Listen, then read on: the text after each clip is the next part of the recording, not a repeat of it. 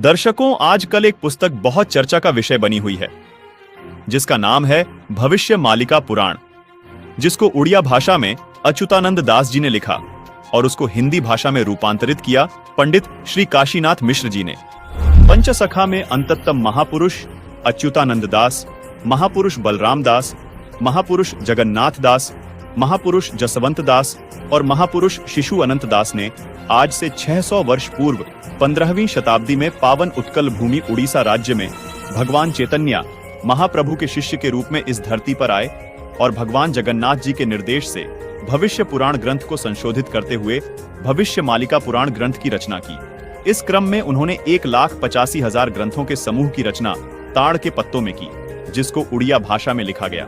इस ग्रंथ में पंच सखाओं ने कलयुग के अंत में धर्म की स्थिति, भगवान श्री कल्कि जी का धरा अवतरण, धर्म स्थापना, मनुष्य समाज का उद्धार और अनंत युग तक की भगवान की लीलाओं का वर्णन विस्तार पूर्वक किया है।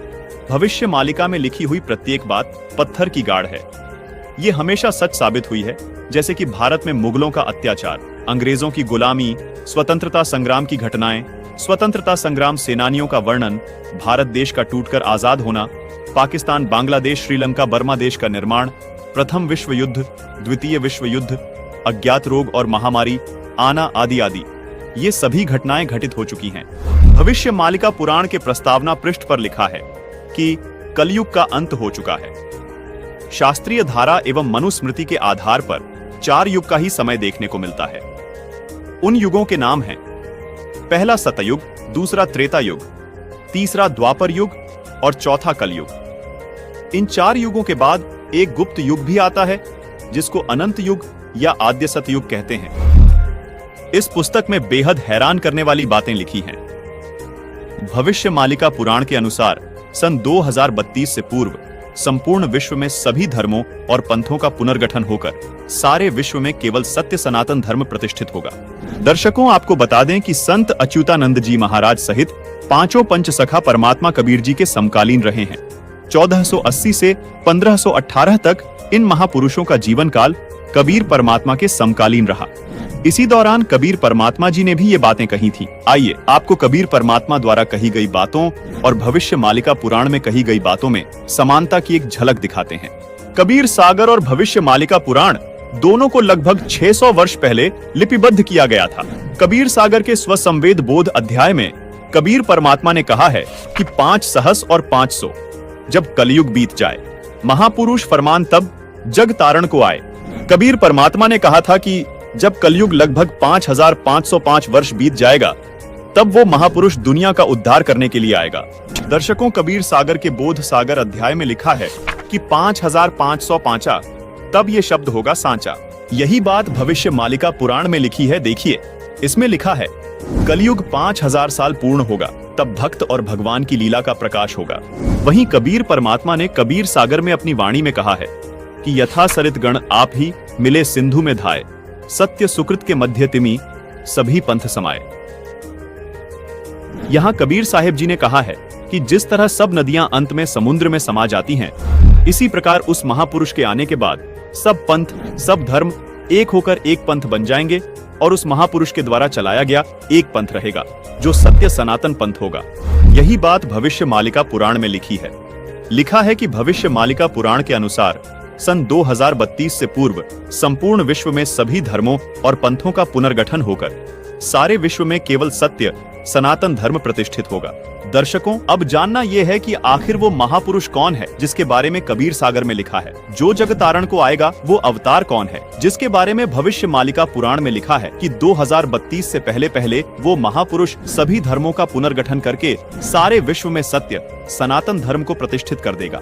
दर्शकों, अब आपको कबीर सागर के वो गूढ़ रहस्य दिखाने जा रहे हैं जिन्हें जानकर आप दंग रह जाएंगे। कबीर सागर में लिखी हर बात इसलिए भी बहुत विशेष महत्व रखती है क्योंकि इसमें लिखी प्रत्येक वाणी खुद कबीर परमात्मा द्वारा लिपिबद्ध करवाई गई है।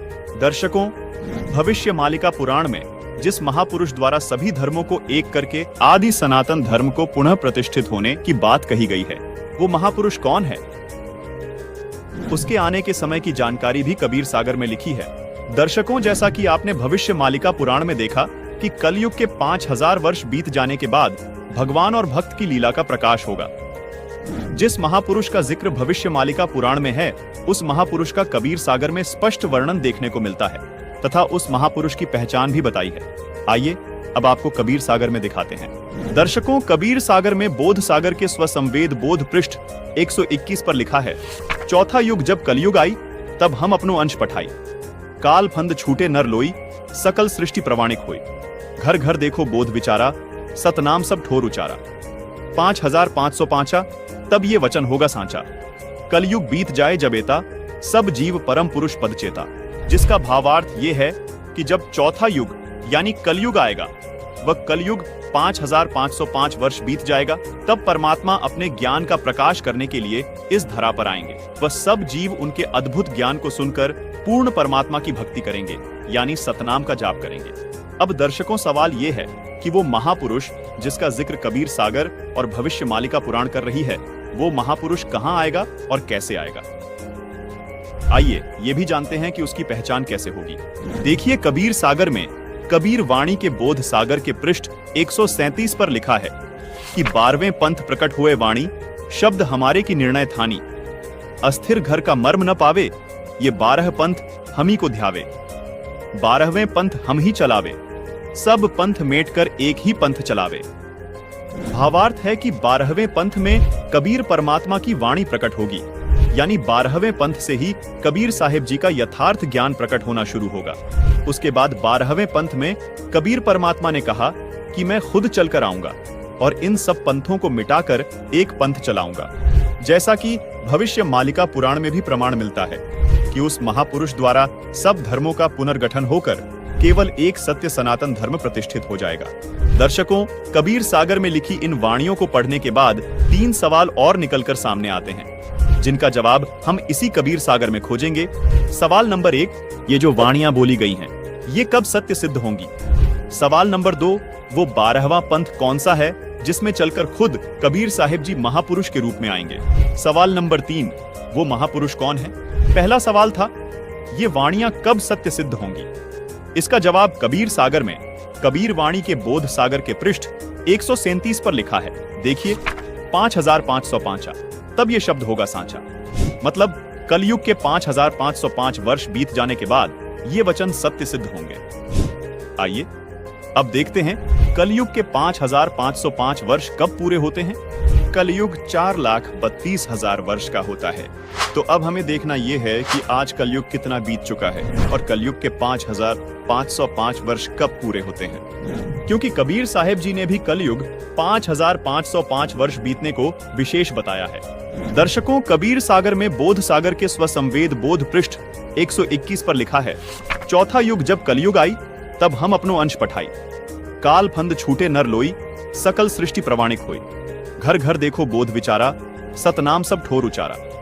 5505 तब ये वचन होगा सांचा। कलयुग बीत जाए जब एता, सब जीव परम पुरुष पद चेता। अब आपको 2 पवित्र पुस्तकों से प्रमाणित करते हैं कि कलयुग के 5505 वर्ष कब पूरे हुए। दर्शकों, आपको यहाँ हम याद दिलाना चाहेंगे कि इन दोनों पुस्तकों को आदरणीय शंकराचार्य जी व पूरा हिंदू समाज प्रमाणित मानता है। पहली पुस्तक का नाम है ज्योतिर्मय ज्योतिर्मठ, जिसके संपादक, लेखक एवं संकलन करता है विष्णुदत्त शर्मा, और दूसरी पुस्तक का नाम है हिमालय तीर्थ, जिसके प्रकाशक है रणजू चक्रवर्ती। आदि शंकराचार्य की जीवनी पुस्तक में लिखा है कि आदि शंकराचार्य जी का जन्म ईशा जी से 508 वर्ष पहले हुआ था। फिर पुस्तक हिमालय तीर्थ में भविष्यवाणी की है, जो आदि शंकराचार्य जी के जन्म से पहले की है। कहा है कि आदि शंकराचार्य जी का जन्म कलयुग के 3000 वर्ष बीत जाने के बाद होगा। अब गणित की रीति से जांच करके देखते हैं कि वर्तमान में यानी सन 2024 में कलयुग कितना बीत चुका है।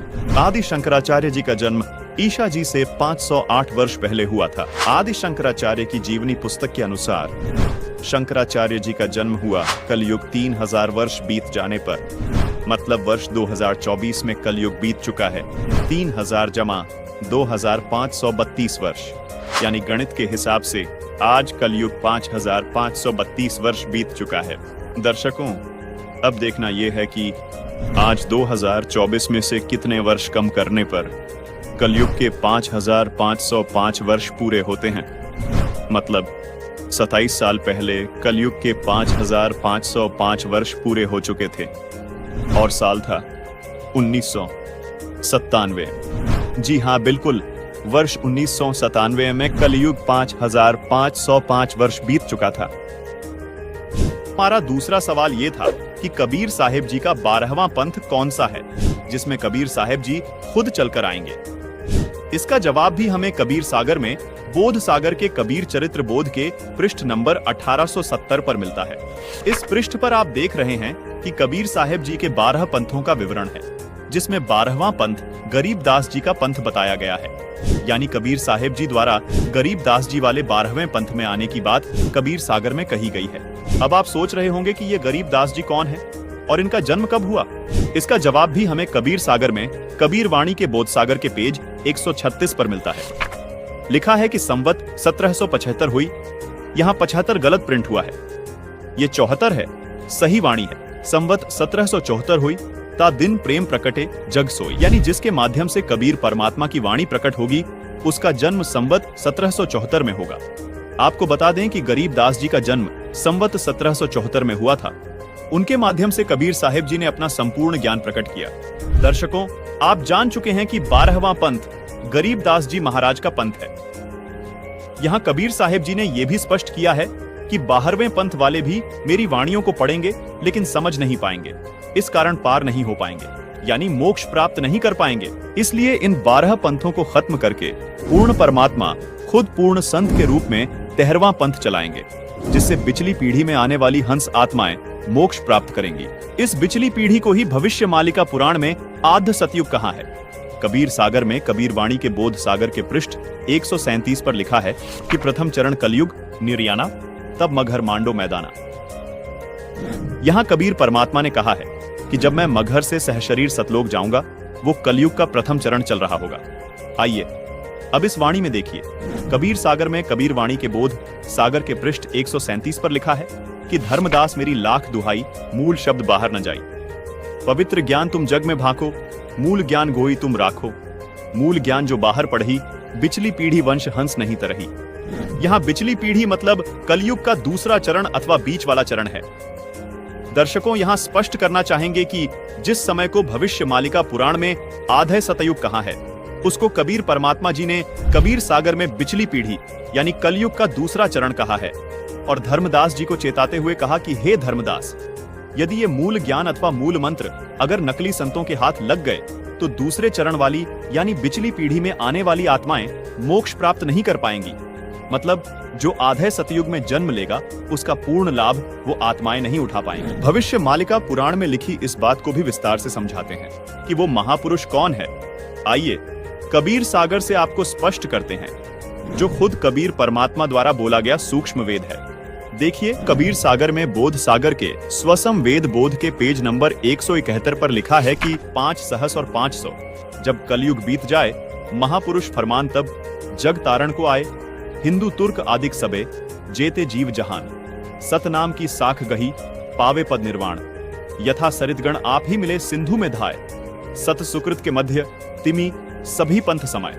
जब लग पूर्ण हुए नहीं ठीके को तिथिवार, कपट चातुरी तभी लो स्वसंवेद निराधार। सभी नारी नर शुद्ध तब जब ठीक का दिन आवंत, कपट चातुरी छोड़ के शरण कबीर गहन।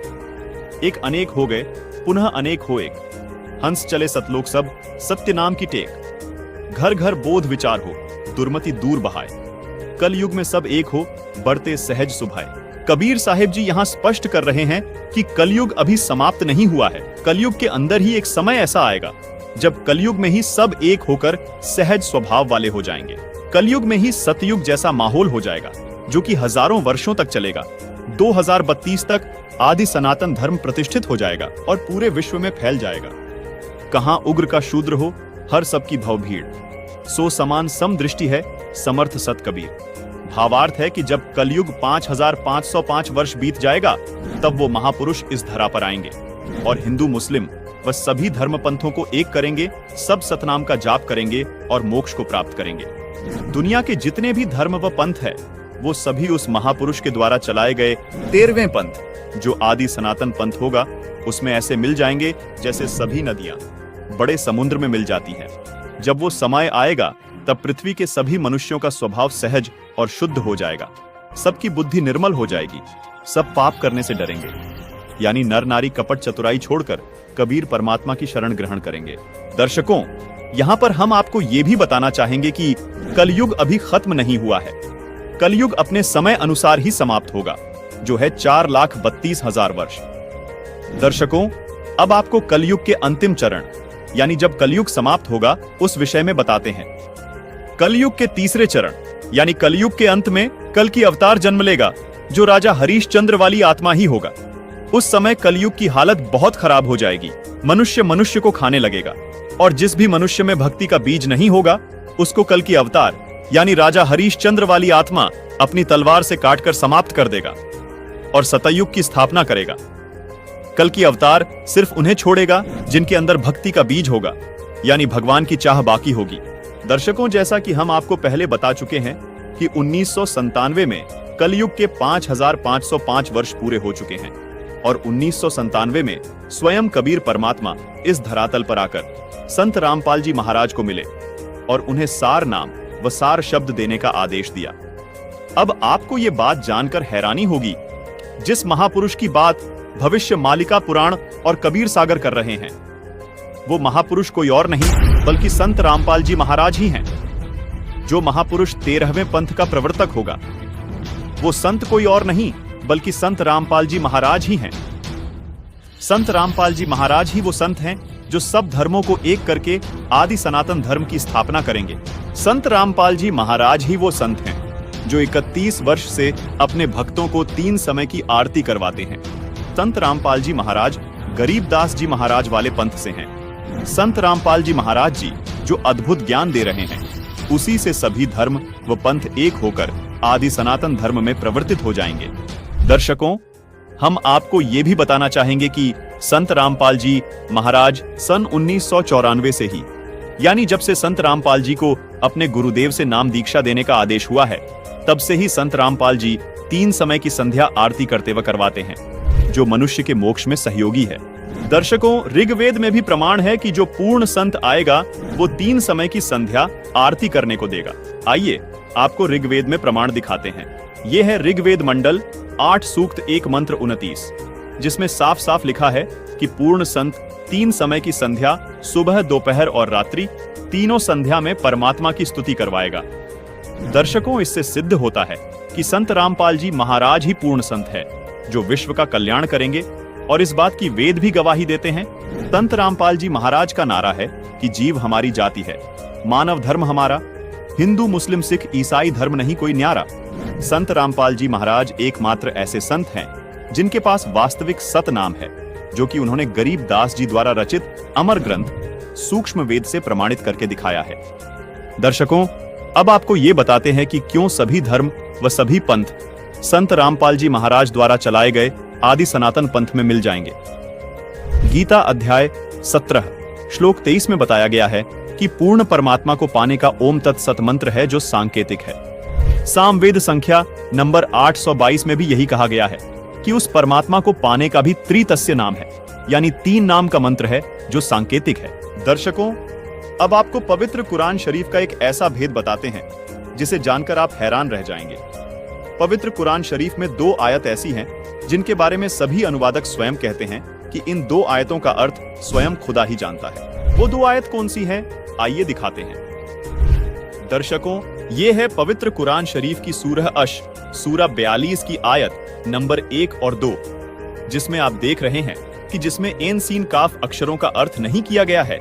आइए इसे विस्तार से समझाते हैं। एन अरबी भाषा की वर्णमाला का अक्षर है जो देवनागरी यानी हिंदी वर्णमाला का अ अक्षर है। सीन अरबी भाषा की वर्णमाला का अक्षर है जो देवनागरी हिंदी भाषा का स अक्षर है। इसी तरह काफ भी अरबी वर्णमाला का अक्षर है जो देवनागरी हिंदी वर्णमाला का क अक्षर है। दर्शकों, यहाँ रहस्य की बात यह है कि जो गीता अध्याय 17 श्लोक 23 में परम अक्षर ब्रह्म यानी पूर्ण परमात्मा को पाने के जो ओम तत् सत मंत्र बताए हैं, उनके वास्तविक मंत्र के प्रथम अक्षर का संकेत है। जैसे ओम का पहला अक्षर अ है, कुरान शरीफ में इसी ओम को एन कहा है, यानी यह एन अक्षर ओम का कोड वर्ड है। इसी प्रकार जो तत् नाम है उसका वास्तविक मंत्र सोहम है, जिसको कुरान शरीफ में सीन कहा गया है, यानी स अक्षर सोहम शब्द का प्रथम अक्षर है, जो कुरान शरीफ में लिखे सीन अक्षर का कोड वर्ड है। इसी प्रकार कुरान शरीफ में बताया गया काफ मंत्र गीता में बताए गए तीसरे सत मंत्र के वास्तविक मंत्र का पहला अक्षर है, जो कोड वर्ड है। इसका खुलासा यहाँ नहीं किया जा सकता, ये केवल संत रामपाल जी महाराज ही बताएंगे। दर्शकों, यदि आपको मोक्ष कराना है तो धर्म व पंथ की सीमाओं से ऊपर उठकर एक होना पड़ेगा। इस 3 नाम के मंत्र का जाप करना होगा। सूरत फुरकान 25 आयत 59 में कहा है कि जिस परमात्मा ने 6 दिन में सृष्टि की रचना की और 7वें दिन तख्त पर जा विराजा, वह स्वयं कबीर परमात्मा है। उसकी खबर किसी बाखबर यानी कि तत्वदर्शी संत से पूछो। दर्शकों, मजे की बात यह है कि गीता जी में भी अध्याय 4 श्लोक 34 में तत्वदर्शी संत के पास जाने को कहा है। दर्शकों, ये 3 सांकेतिक नाम जो गीता, वेद व कुरान शरीफ में बताए गए हैं, ये मंत्र संत रामपाल जी महाराज सन 1997 से अपने शिष्यों को दीक्षा में दे रहे हैं। एक और आश्चर्य की बात यह है दर्शकों, पवित्र कुरान शरीफ की सब आयतों का अर्थ अनुवादकों ने किया, परंतु सूरा 42 की आयत नंबर 1 और 2 का अर्थ किसी भी अनुवादक ने नहीं किया है।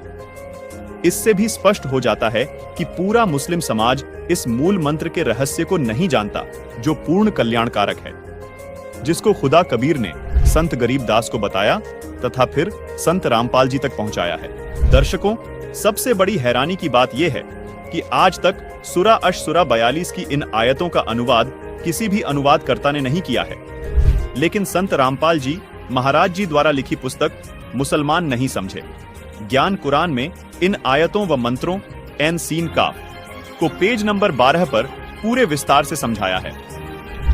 हमारी सभी मुसलमान भाइयों से अपील है कि कृपया संत रामपाल जी महाराज द्वारा लिखी ये पुस्तक मुसलमान नहीं समझे ज्ञान कुरान अवश्य पढ़ें व अपना जीवन धन्य बनाएं। गीता, वेद व कुरान में बताए गए ये सांकेतिक मंत्र केवल संत रामपाल जी महाराज के पास है। इसलिए सभी धर्म व सभी पंथ केवल संत रामपाल जी महाराज से ही नाम दीक्षा लेकर मोक्ष प्राप्त कर सकते हैं। संत रामपाल जी महाराज ये सांकेतिक मंत्र 1997 से अपने शिष्यों को दे रहे हैं, जिससे उनको अद्वितीय लाभ हो रहे हैं। संत रामपाल जी महाराज सूक्ष्म वेद से प्रमाणित करके बताते हैं कि जैसे हिंदू साहिबान अलग अलग समय पर अलग अलग देवताओं की स्तुति करते हैं, उसी प्रकार मुस्लिम भाई भी 5 समय की नमाज करते हैं, जो कि अल्लाह की स्तुति है। ये आरती और नमाज करना ग्लूकोज की तरह समझो, जो आपके मन और आत्मा को साफ रखता है, लेकिन जिससे भगवान अथवा अल्लाह की प्राप्ति होगी, जन्म मरण से छुटकारा मिलेगा, वो औषधि अथवा नाम मंत्र अलग है। नमाज और आरती करने से मोक्ष नहीं मिल सकता। मोक्ष प्राप्ति के सांकेतिक मंत्र गीता जी और कुरान शरीफ दोनों में लिखे हैं। गीता जी में जिनको ओम तत्सत लिखा है, उन्हीं को कुरान शरीफ में एन सीन काफ लिखा है। इन सांकेतिक अक्षरों के वास्तविक मंत्र संत रामपाल जी महाराज उपदेश देते समय अपने शिष्यों को देते हैं। इसके अलावा जो भी मंत्र जाप चाहे हिंदू धर्म में किए जाए या मुस्लिम धर्म में, वो व्यर्थ हैं। जैसे हिंदू धर्म के तथा कथित धर्म गुरु राधे राधे, ओम नमः शिवाय, हरे राम, हरे कृष्ण, ओम भगवते वासुदेवाय नमः मंत्र देते हैं।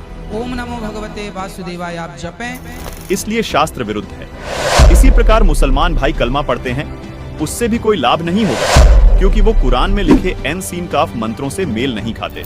कुरान के अनुसार हक पूजा के यही 3 मंत्र हैं जो सांकेतिक है, जिनको केवल बाखबर ही बता सकता है। दर्शकों से हमारा निवेदन है कि यदि आपको मोक्ष चाहिए तो जो भक्ति संत रामपाल जी महाराज बता रहे हैं वो ही भक्ति करनी होगी, क्योंकि संत रामपाल जी महाराज के अतिरिक्त कोई भी तत्वदर्शी संत अथवा बाखबर इस पृथ्वी पर नहीं है। दर्शकों, अब आपको सुप्रसिद्ध संत तुलसीदास उर्फ जय गुरुदेव मथुरा वाले बाबा की एक पुस्तक दिखाते हैं। पुस्तक का नाम है जय गुरुदेव की अमर वाणी भाग 2, जिसके पेज नंबर 59 पर एक भविष्यवाणी मिलती है।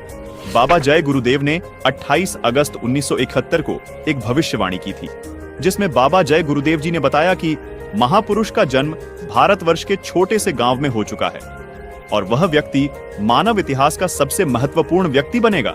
उसे जनता का इतना बड़ा समर्थन प्राप्त होगा कि आज तक किसी को नहीं मिला है। वह महापुरुष नए सिरे से विधान को बनाएगा और वह विश्व के संपूर्ण देशों पर लागू होगा। उसका एक झंडा होगा, उसकी एक भाषा होगी। दर्शकों, बाबा जय गुरुदेव ने 7 सितंबर 1971 को एक और भविष्यवाणी की है। देखिए, इसी पुस्तक जय गुरुदेव की अमर वाणी भाग 2 के पेज नंबर 50 पर लिखा है कि वह अवतार जिसकी लोग प्रतीक्षा कर रहे हैं वो 20 वर्ष का हो चुका है। यदि उसका पता बता दूं तो लोग उसके पीछे पड़ जाएंगे। अभी ऊपर से आदेश बताने के लिए नहीं हो रहा है। मैं समय का इंतजार कर रहा हूं और सभी महात्माओं ने समय का इंतजार किया है। समय आते ही सबको सब कुछ मालूम हो जाएगा। दर्शकों, 7 सितंबर 1971 को 20 वर्ष का होने वाला वो महापुरुष कोई और नहीं बल्कि संत रामपाल जी महाराज ही हैं, जिनके समर्थकों की गिनती दिन रात बहुत तेजी से बढ़ती जा रही है, जिनके ज्ञान का परचम पूरे विश्व में लहराने लगा है, जो जल्द ही पूरे विश्व में स्थापित हो जाएगा। दर्शकों, अभी आपको हंगरी नाम के एक महान भविष्यवक्ता की महान भविष्यवाणी से रूबरू करवाते हैं। देखिए, हैरान कर देने वाली ये भविष्यवाणी। ये देखिएगा, ये एक पुस्तक है, एक पुरानी फटी पुरानी सी है किताब। ये देखो, युग निर्माण की सुनिश्चित संभावना, ये तो इसका नाम है, टाइटल है। लेखक है इसका बलराम सिंह परिहार, प्रकाशक है युग निर्माण योजना, गायत्री तपोभूमि, मथुरा से। बस इतना ही उल्लेख है इसका, ज़्यादा आगे नहीं लिखा, ये फटा हुआ ज़्यादा है। ये देखिएगा पृष्ठ नंबर 19 पे, ये पृष्ठ नंबर 19 है।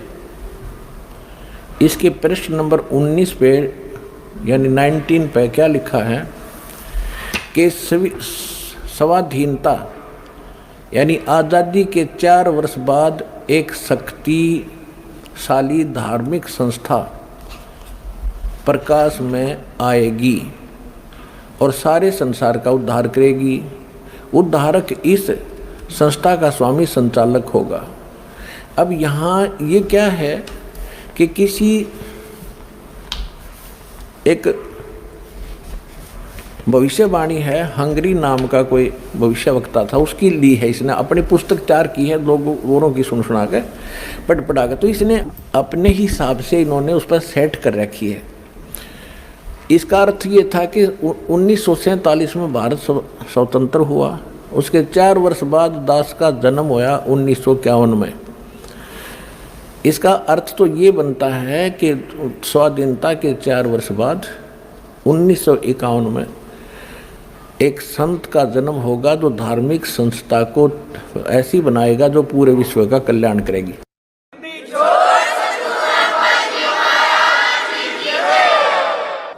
यहाँ थोड़ी सी गड़बड़ कर जाते हैं, अब और दिखाते हैं। ये देखिएगा, ये 23 पृष्ठ पे है, ये 23 पृष्ठ है। इस 23 पृष्ठ पे यहाँ लिखा है, इस संगठन का स्वामी संचालक कोई गृहस्थ व्यक्ति होगा। अब तक दुनिया में सबसे बड़े विचारक के रूप में ख्याति प्राप्त करेगा। वह व्यक्ति सामाजिक उत्तरदायित्वों से लेकर संसार के सब देश शांतिपूर्ण कैसे रहें उसकी यह व्यवस्थित आचार संहिता तैयार करेगा।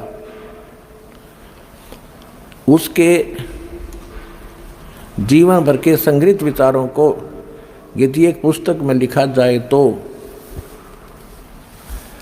बहुत बड़ी पुस्तक बन जाएगी। इसका अर्थ ये है। यहाँ एक 29 पृष्ठ पे देखिएगा, 29 पृष्ठ पे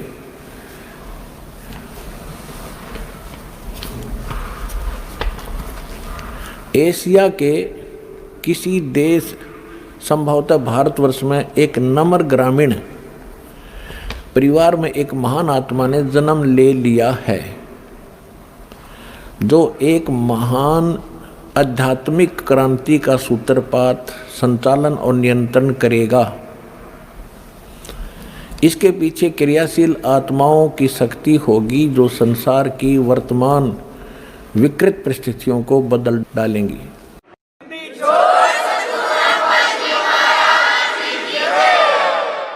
उन्नीस 1999 में ये क्या बोला गया है कि एक ऐसे व्यक्ति ने जन्म लिया है जिसकी अकेले ही उत्पादित शक्ति किसी भी शक्ति संपन्न राष्ट्र के बराबर होगी। वह एक भाषा, एक संस्कृति, एक धर्म की आचार संहिता सर्जन करेगा।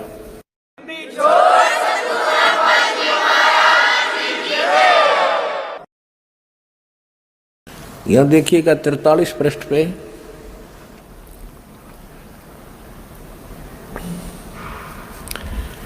यहां लिखा है कि दिव्य देहधारी पुरुष ने जन्म लिया है, वे सबके मन में प्रसन्नता भरेंगे, दुनिया भर के कष्ट दूर करेंगे, अन्यायी और अत्याचारियों को भी वह ठीक करेंगे। रात्रि के प्रथम पहर में जब मैं प्रगाढ़ निद्रा में होता हूँ तो स्वप्न में एक दिव्य पुरुष को देखता हूँ, दिव्य व्यक्ति को। किसी जलाशय के निकट बैठे हुए इस योगी के मस्तक में दोनों भौं के जहाँ मिलती हैं तो उसमें अर्ध चंद्रमा के दृश्य होते हैं। उसके बाल सफ़ेद हैं, सुब्बर वेशभूषा है यानी साधारण सुंदर, वर्ण गौर है, गोरा कलर है, तथा पैरों में चरम विहीन पाहन यानी पादुकाएं हैं, बिना चमड़े की जूतियां पहनता है। आज तो हमने पूरे अनुयायियों से कोई बैन लगा रखा है कि चमड़े की जूती तुमने पहननी है, नहीं मैं तो पैरूं था कितने।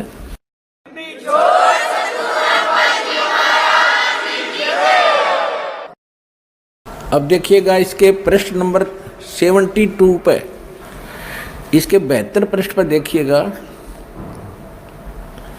यहां लिखा है कि इतिहास के अद्वितीय महापुरुष के बारे में नॉस्ट्रेडमस ने भी कुछ संकेत दिए हैं। उसके मस्तक में चंद्रमा होगा, वेशभूषा बहुत सादी होगी, यानी लाल पीले कपड़े नहीं होंगे, उसके लंगोट लंगाट बांध कर नहीं घूमेगा। 2 विवाह होंगे, 2 पुत्र होंगे, 2 पुत्रियां होंगी। अब यहाँ इसके ऊपर थोड़ा सा आपको संस्कार का भी बताऊंगा। इन संपूर्ण भविष्यवाणियों का लिंक नीचे डिस्क्रिप्शन बॉक्स में दिया गया है। दर्शकों, भविष्य वक्ता की ये भविष्यवाणी केवल संत रामपाल जी महाराज पर ही सटीक बैठती हैं, जिसमें उन्होंने कहा है कि 1951 में एक संत का जन्म होगा, जिसकी अध्यक्षता में एक धार्मिक संस्था का निर्माण होगा जो पूरे विश्व का कल्याण करेगी। साथ में यह भी साफ लिखा है कि उस संस्था का संचालक एक गृहस्थ व्यक्ति होगा, अपने अद्भुत ज्ञान की बदौलत पूरे संसार में ख्याति प्राप्त करेगा। उस महापुरुष की 4 संतान होंगी, 2 पुत्र व 2 पुत्रियां होंगी। ये सब भविष्यवाणियां सिर्फ और सिर्फ संत रामपाल जी महाराज पर खरी उतरती है। संत रामपाल जी महाराज का जन्म एक साधारण ग्रामीण परिवार में हुआ। संत रामपाल जी महाराज ही वो संत हैं जो कभी चमड़े की बनी वस्तु का इस्तेमाल नहीं करते हैं, न कभी अपने शिष्यों को करने देते हैं। भविष्यवाणी में यह भी लिखा है कि उस संत के बाल सफेद होंगे। अतः इस महान भविष्यवक्ता की भविष्यवाणी भी यही सिद्ध करती है कि वो महापुरुष कोई और नहीं, संत रामपाल जी महाराज ही हैं। दर्शकों, अब आपको राजस्थान राज्य के एक सुप्रसिद्ध संत बाबा रामदेव की भविष्यवाणी भी दिखाते हैं। यह है पुस्तक 24 प्रमाण, जिसके पेज नंबर 65 पर लिखा है कि नगर कोट नहीं, जाट कहां सी, मुखबंद होके कवि गुण गासी। यहाँ बाबा रामदेव जी कह रहे हैं कि वह महापुरुष जाट जाति में आएगा और कवि यानी कबीर परमात्मा के गुण गाएगा। संत रामपाल जी महाराज का जन्म एक किसान परिवार में जाट जाति में हुआ है। संत रामपाल जी महाराज एकमात्र ऐसे संत हैं जो कबीर देव यानी कबीर परमात्मा के गुण 1988 से संसार को सुना रहे हैं। इसी पुस्तक 24 प्रमाण के पेज नंबर 111 पर देखिए, संत रामपाल जी महाराज के बारे में एक और भविष्यवाणी की गई है। हर आसी हरियाणे तोरण, रंगरी रीत चुकासी, सुंदर खाती अगम भाषिया, जुग चौथा में होसी। यहाँ भी संत रामदेव जी अपनी वाणी में साफ साफ कह रहे हैं कि वो महापुरुष हरियाणा में आएंगे और चौथे युग यानी कलयुग में आएंगे। दर्शकों, जिस समय संत रामपाल जी महाराज का जन्म हुआ उस समय गांव धनाना जिला सोनीपत पंजाब प्रांत में था, जो बाद में 1966 में पंजाब से अलग होकर हरियाणा प्रांत का हिस्सा बना। संत रामपाल जी महाराज का जन्म 8 सितंबर 1951 को धनाना गांव में हुआ था। इसी पुस्तक 24 प्रमाण के पेज नंबर 62 पर संत रामपाल जी महाराज के बारे में एक और भविष्यवाणी की गई है। कलयुग में सतयुग अवसी, पहरा पाप रा पलटेला, सांचा संत दल में आवसी ऋषिजन साख भरेला। दर्शकों, कबीर सागर और भविष्य मालिका पुराण में लिखी भविष्यवाणी संत रामदेव जी की भविष्यवाणी से ज्यों की त्यों मेल खाती है। संत रामदेव जी भी कहते हैं कि कलयुग में ही सतयुग जैसा माहौल होगा। वो पूर्ण संत अपने आध्यात्मिक ज्ञान के जरिए बढ़ रहे पाप को खत्म कर देगा। दर्शकों, वो संत कोई और नहीं बल्कि संत रामपाल जी महाराज ही हैं। सत्य साहिब ये अनमोल ज्ञान जगत गुरु तत्वदर्शी संत रामपाल जी महाराज के सत्संगों का अंश मात्र है। संपूर्ण आध्यात्मिक ज्ञान के लिए सुनिए संत रामपाल जी महाराज के मंगल प्रवचन। आप संत रामपाल जी महाराज जी के मंगल प्रवचन संत रामपाल जी महाराज एप्लीकेशन पर भी सुन सकते हैं तथा उनके द्वारा लिखी पुस्तकें भी डाउनलोड कर सकते हैं।